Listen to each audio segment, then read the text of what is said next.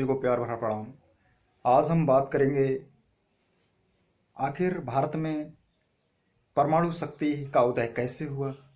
विश्व पटल पर भारत की परमाणु शक्ति का उदय होना और पूरी दुनिया में अपना लोहा मनवाना ये कैसे साबित हुआ और क्यों ज़रूरी था भारत में परमाणु शक्ति का होना और क्यों ज़रूरत पड़ी।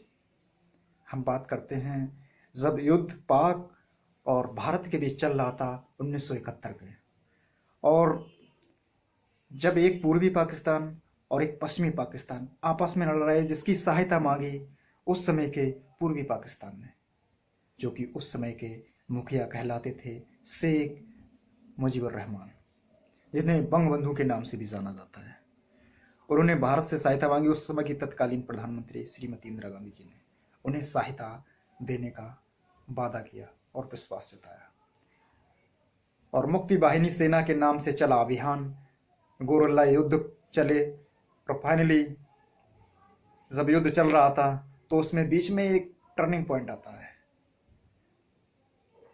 जिसमें उस समय की सबसे बड़ी शक्ति के रूप में उभरे हुए यूएसए ने कहीं ना कहीं पाकिस्तान का साथ देना चाहा।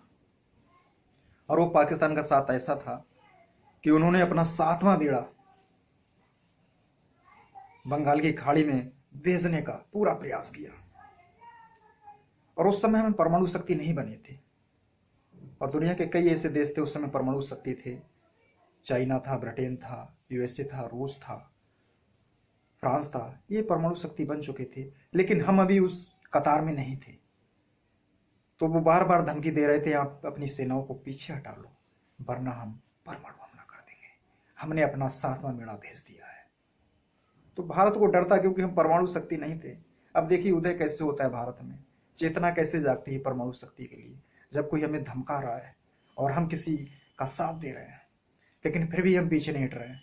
उनका 7वां बेड़ा चला आ रहा है, परमाणु शक्ति से लैस उनकी पनडुब्बियां चली आ रही हमारी ओर। लेकिन कहीं ना कहीं दुनिया उस समय दो हिस्सों में बढ़ चुकी थी। एक जो था यूएसए का साथ दे रहे थे, दूसरे जो थे रसिया का साथ दे रहे थे, जो रूस का साथ दे रहे थे। वो चाहते थे शांति प्रिय, लेकिन यूएसए कहीं ना कहीं प्रोपोगंडा करता था एक दूसरे देशों के साथ। और वही यहाँ पर था जब पाक और भारत के बीच युद्ध हो रहा था। भारत तो एक तरीके से मदद कर रहा था उसके दूसरे हिस्से के लिए, पूर्वी पाकिस्तान के लिए, जो कि अलग होने की मांग कर रहे थे। उन्हें कहीं ना कहीं प्रताड़ना झेलना पड़ रही थी, तो वो लोग नहीं माने। तब कहीं ना कहीं उस समय की तत्कालीन प्रधानमंत्री श्रीमती इंदिरा गांधी जी को ये कहना पड़ा कि आपका बेड़ा यहाँ आ तो सकता है, आपका 7वां बेड़ा यहाँ आ सकता है, लेकिन वापस नहीं जा सकता। यूएसए को समझ आ गई कि कहीं ना कहीं रूस इनकी साथ दे रहा है, रूस मदद कर रहा है, क्योंकि रूस को भी था कि अगर ये भारत पर अटैक करता है तो कहीं ना कहीं मैं उसका साथ देने में सक्षम हूँ, क्योंकि भारत भी कई बार रूस की मदद कर चुका था और रूस का साथ विश्व मंचों पर दे चुका था, उसके सहयोगी था एक तरीके से। तो वो लोग पीछे हटने लगे। तब कहीं ना कहीं इंदिरा गांधी के समझ में आया कि हमें परमाणु शक्ति संपन्न होना कितना जरूरी है। तो पहला परमाणु परीक्षण जब हमारा पोखरण में होता है, उसका कोड होता है स्माइलिंग बुद्धा। जो दिन होता है 18, जो तारीख होती है 18 मई 1974, कोई धमाका होता है पोखरण में। दुनिया के जो परमाणु संपन्न देश थे उन्हें चिंता होने लगती है कि आखिर ऐसा क्यों हुआ।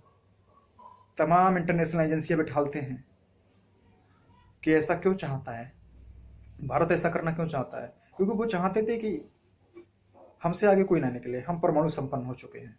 लेकिन भारत ने ऐसा कहा कि नहीं, हमें भी होने की ज़रूरत है। जब कोई परिस्थिति आती है, युद्ध की स्थिति बनती है, जो परमाणु संपन्न देश हैं वो हमें धमकियां देने शुरू कर देते हैं।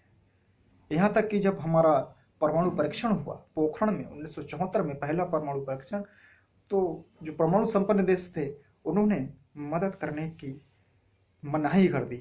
हम तुम्हें किसी तरीके की मदद नहीं कर पाएंगे, कोई व्यापार हमसे, कोई भी तरीके का, किसी तरीके का रिश्ता। ठीक है, भारत ने कहा ठीक है, आप जैसा चाहते अच्छा है। ये पहला परीक्षण था, लेकिन भारत ने कहा हमने अपनी परमाणु ऊर्जा को बढ़ाने के लिए ये सब कुछ किया है। और मैं बता देना चाहता हूँ, ऊर्जा का कोई जनक था तो वो थे डॉक्टर होमी जहांगीर बाबा। जिनके संज्ञान में और जिसके जिसके अंडर गाइडेंस में ये सब कुछ चल रहा था।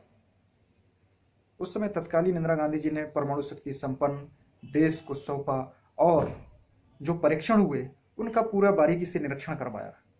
लेकिन ज़रूरत थी और भी ज़्यादा अधिक परमाणु परीक्षण करने की। फिर बात आती है 1998 की।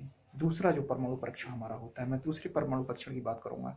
1998 में जो परमाणु परीक्षण होता है हमारे देश में, उस समय श्री अटल बिहारी वाजपेयी जी प्रधानमंत्री होते हैं देश के, और जो परमाणु शक्ति प्रोजेक्ट होता है वो हाथों में होता है, वो कमान सौंपी जाती है डॉक्टर APJ अब्दुल कलाम जी के हाथों में और डॉक्टर अनिल काकोदकर, उस समय के महान वैज्ञानिक। और वो दिन होता है 11 से 13 मई के बीच 5 धमाके होते हैं पोखरण की धरती पर, जो राजस्थान में है। राजस्थान की धरती जो पोखरण में होते हैं, 5 धमाके लगातार। दुनिया फिर सन्न रह जाती है कि इनने फिर परमाणु परीक्षण किए, और कई सारे देश ये आरोप लगाने लगते हैं भारत पर, ये आप ऐसा क्यों कर रहे हो। लेकिन अटल जी का जवाब था, हम इसलिए कर रहे हैं कि खुद को आत्मनिर्भर बनाने के लिए और परमाणु शक्ति संपन्न बनाने के लिए। पिछले भारत में जब परमाणु परीक्षण हुआ उससे पहले तकरीबन 2000 से ज़्यादा परमाणु परीक्षण दुनिया भर में हो चुके थे, जिनमें से सबसे ज़्यादा परमाणु परीक्षण किए थे तो वो USA ने किए थे, जो मैनहट्टन प्रोजेक्ट पर काम कर रहा था, जिसके तहत उसने नागासाकी और हिरोशिमा पर भी अटैक किया था। और बात करें फ्रांस, ब्रिटेन, चीन, इन सब ने, और रूस, इन सब ने उस समय परमाणु परीक्षण कर चुके थे। लेकिन कहीं ना कहीं हमारा पड़ोसी मुल्क पाक और इजराइल भी परमाणु परीक्षण की फिराक में थे, और उन्होंने बाद में किए जब भारत में परमाणु परीक्षण होंगे। लेकिन भारत में जो परमाणु परीक्षण किए तो वादा किया गया इनसे किसी को हानि नहीं पहुंचेगी। हम परमाणु ऊर्जा को आगे बढ़ाने के लिए और आत्मनिर्भर करने के लिए हम इन प्रोजेक्टों को लॉन्च कर रहे हैं, ना कि किसी मानव नरसंहार करने के लिए। इस तरीके से उदय होता है भारत में परमाणु शक्ति का,